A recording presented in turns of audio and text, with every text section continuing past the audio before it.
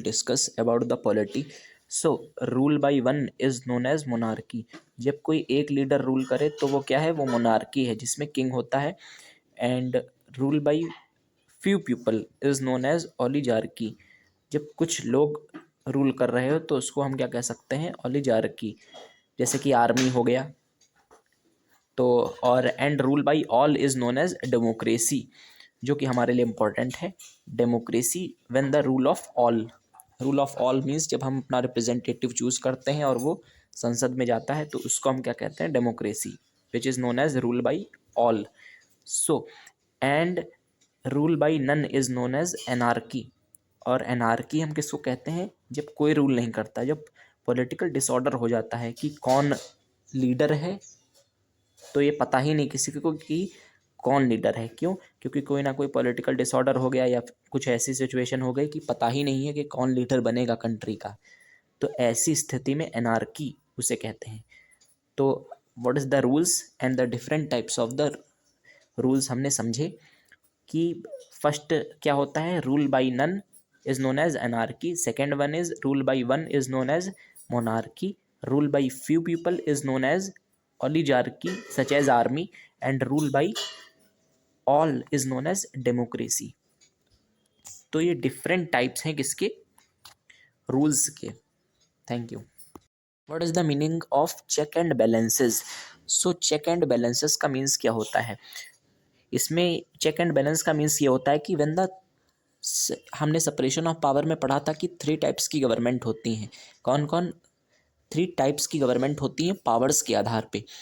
क्यों सेपरेशन हुआ है गवर्नमेंट की पावर्स का. फर्स्ट वन इज जुडिशरी, और हम किसी को भी इसमें कोई लाइनिंग का इशू नहीं है. फर्स्ट वन इज पार्लियामेंट और judiciary. Second one is judiciary. Third one is executive. किसी को भी हम आगे पीछे रख सकते हैं. तो पार्लियामेंट यानी कि गवर्नमेंट जिसको हमने चुना है, रिप्रेजेंटेटिव हैं जो हमारे, जो सरकार है. Second one is judiciary, court. Third is executive. तो और एग्जेक्टिव में हेड मेन कौन होता है, तो प्रेसिडेंट. और एग्जेक्टिव में ही आते हैं ISPCS. तो अब चेक एंड बैलेंस का मतलब क्या होता है. चेक एंड बैलेंस का मतलब ये होता है कि जब कोई एक ब्रांच गवर्नमेंट की, जैसे कि मान लेते हैं गवर्नमेंट सरकार है, तो उसने क्या किया, अपनी पावर का मिसयूज जब किया तो क्या होगा, जब उसने अपनी पावर का मिसयूज करके कोई लॉ ले आई सरकार, तो उस समय क्या होगा, जुडिशरी या एग्जेक्टिव कोई ना कोई ऐसा एक्शन लेगी जिसकी वजह से क्या होगा, उस लॉ को चेक एंड बैलेंस, मतलब उस लॉ को चेक करेगी कि इसमें कमी कहाँ पे है, और उस कमी को दूर करने के लिए नया लॉ जुडिशरी पास करेगी. तो ऐसी कंडीशन में क्या होगा, हम कह सकते हैं कि जुडिशरी ने चेक एंड बैलेंस किया. और हम सेकंड ये भी देख सकते हैं कि कभी कभी क्या होता है, प्रेसिडेंट जुडिशरी के भी किसी ना किसी जजमेंट को क्या करता है, ठीक करता है चेक एंड बैलेंस के जरिए. तो उसमें क्या होता है, चेक का मीन्स क्या है कि लॉ को चेक किया, फिर उसको बैलेंस करने के लिए कुछ ना कुछ चीज़ें उसमें ऐड करके उसको रीइंट्रोड्यूस कर दिया. तो इसी प्रोसेस को हम कहते हैं check and balance of the policy. तो सेकंड हम ये भी देख सकते हैं कि कभी कभी क्या होता है कि जो जुडिशरी होती है वो ऐसा जजमेंट सुना देती है कि किसी पर्सन को मान लेते हैं फांसी वासी की सज़ा होनी है, लेकिन सबूत भले ही उसके खिलाफ हैं, लेकिन कई बार वो होता दोषी नहीं है.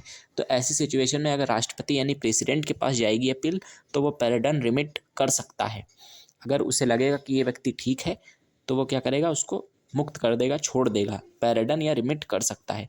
तो डिफरेंट वेज हैं किसके, चेक एंड बैलेंस पॉलिसी के. तो इसी को कहते हैं कि जब कोई लॉ चेक करे, कोई एक ब्रांच जिसने गलत किया है लॉ, जिसने अगेंस्ट, मतलब जैसे जब जस्टिस नहीं हो रहा किसी भी लॉ से गवर्नमेंट के, तो क्या हो रहा है, उस लॉ को चेक करे जुडिशरी, और फिर क्या करे, उस लॉ को बैलेंस करे. या जुडिशरी का कोई जजमेंट है तो उससे गवर्नमेंट देख ले. तो ऐसे मतलब एक ब्रांच सही कर दे और दूसरे के मैटर में जा करके, और एक ब्रांच क्या करे, जो गलत जिसने किया है उसके लॉ को सही करे. तो ये हम जब एक दूसरे जैसे अगर जुडिशरी है या पार्लियामेंट है, तो एक दूसरे के मामले में जब इंटरफेयर करके उस जो सामने वाले ने लॉ बनाया है, जैसे अगर गवर्नमेंट ने लॉ बनाया है उसको ठीक अगर जुडिशरी करे, तो हम इसको कहेंगे कि जुडिशरी ने क्या किया, चेक एंड बैलेंस किया, लॉ को चेक किया और उसको बैलेंस करने के लिए कोई ना कोई जजमेंट अपना दे दिया. तो ये होता है चेक एंड बैलेंस.